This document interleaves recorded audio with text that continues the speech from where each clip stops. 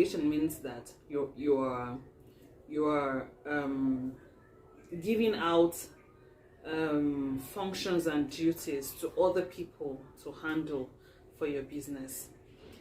I see a lot of business owners, they want to be the supervisor, they want to be the content creator, they want to be the manufacturer, the person that manufactures it, especially small business owners. Okay, they want to be the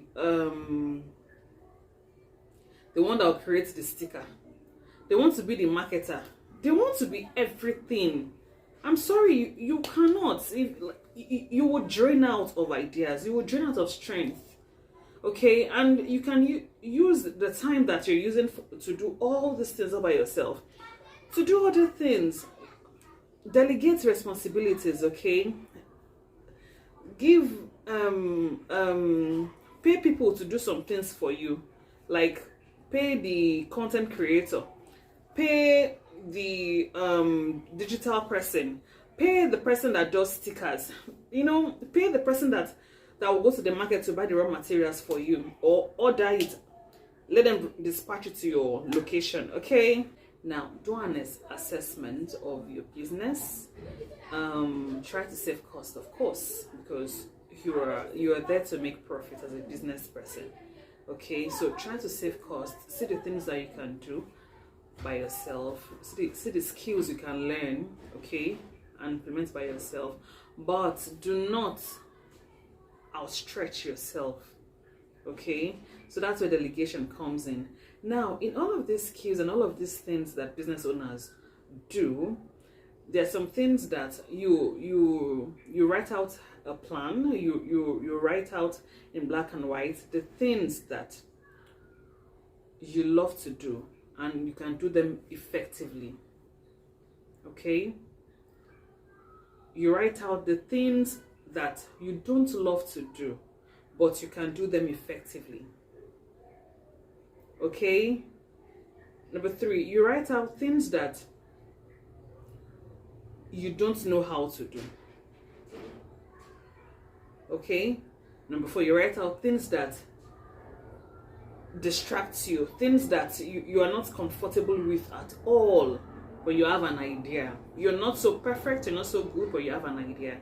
When you draft out these 4 subs on black and white, then you separate the things that based on how much you're ready to spend, or how much cost you're ready to save, or cost you're ready to make. You separate these 4, the ones that you can do conveniently, that gives you joy, and you do it effectively. And the ones that you might not necessarily love to do so much, but you can do them effectively. To save costs, you bring them together, you do them. The ones that you don't even love doing, you cannot even stand, you keep them in one side. The ones that you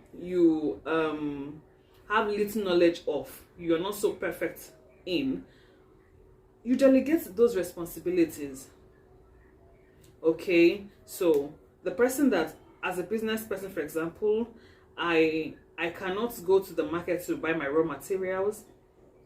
For those that do not know, I own a business, the Lip Care Line by Vero. Okay, you can check me out on Instagram, please. Okay, yeah, so I own a business, and as a business owner, I cannot see myself going to the market all the time to get raw materials. I do not see myself being the one doing my stickers myself, doing my designs all by myself all the time. I do not see myself being the one running ads up and down. Why? Because I have other parts of my life. My business is just a facet of my life. I have a 9 to 5 job. I have my personal life to think of. I have a family to cater for. Do you get? So I am surrounded by a lot of things, and especially as I have the means to delegate. Okay, so I'm a content creator, I'm a business owner. Like I said, I can make my own designs, I can run ads. Do you get? I can run ads, I can I can do some other stuffs, but it will be stressful for me in the end because I don't like stress. One, I cannot process doing all these things myself. If I'm all the time, I do to-do lists. I have a to-do list so I don't forget important things. I don't have a PA, do you get? So I do all these things myself. So I have a book that's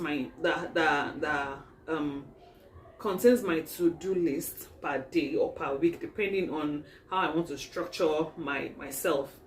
Okay, for the week, month, day, depending. Okay, so I can't achieve all that I have set myself to do in a day if I'm doing everything in my business. How can I be productive in other parts of my life? My business is just a facet, like I said, of my life, of who I am. Okay, so I have learned over time to separate the things that I love to do and I can do effectively.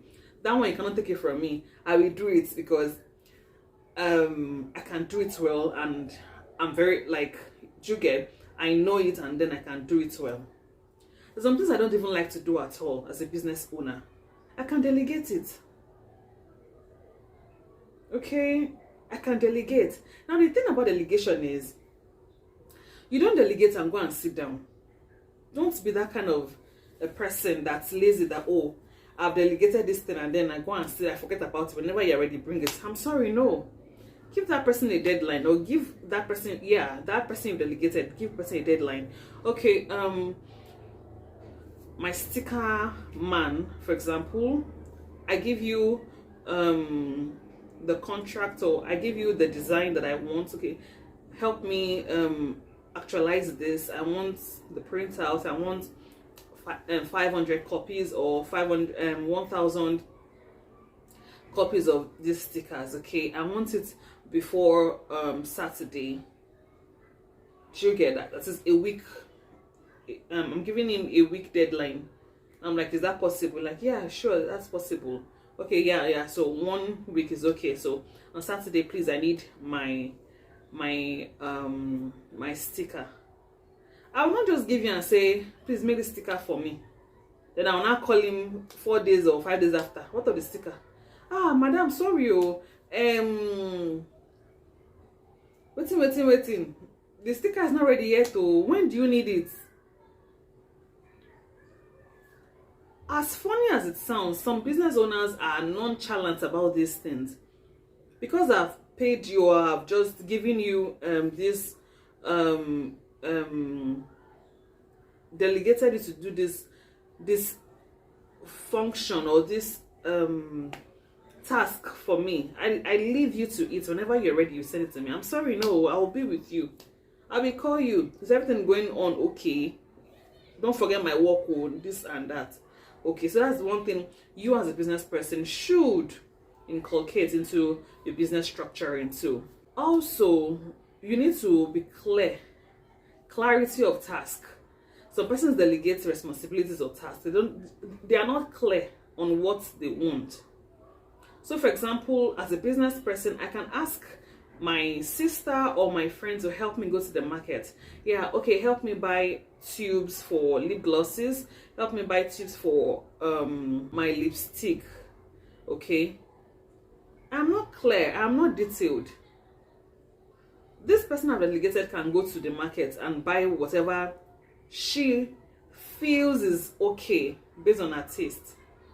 But I am clear when I say, okay, this is a picture sample of what I want. I want transparent. I want the covers to be sleek in this way. I want this to be that. I want 4 colors of this, 5 colors of this shade. I'm being clear on what I am asking this other person that I've delegated to do for me. So as a business person, be it a small business owner or a big business owner, you have to have clarity of what you're delegating these people to do, especially when you have employees or people that are willing to help you out, or you do get. Sometimes I just reach out to the vendors. Okay, these are the things I want. I go through their profiles. These are the things I want, blah blah blah, quantity and the rest, and I want to deliver this so day. And I'm like, okay, instead of me burning energy to go there physically, I have it dispatched to my home.